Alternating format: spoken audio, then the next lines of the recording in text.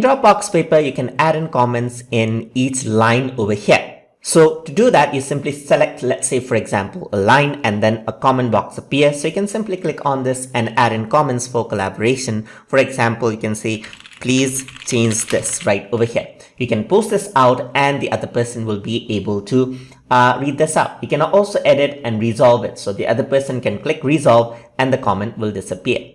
You also have comment on the right hand side like this, as you can see. So you can go over here and the text related to the comment is highlighted. So you can click on this and over here you can see that this is how it looks. You can say something like hello, post it out, and there you go. You can edit or delete this out. You can also add in reactions, as you can see, different reactions and emojis, and make it a bit fun, as you can see over here as well. You can also embed different stickers, as you can see, if you're collaborating really well and you want to make collaboration a bit fun. You can select a range of text just like this, as you can see, and then comment on that as well. And just like that, you have comment on a range of text right over here.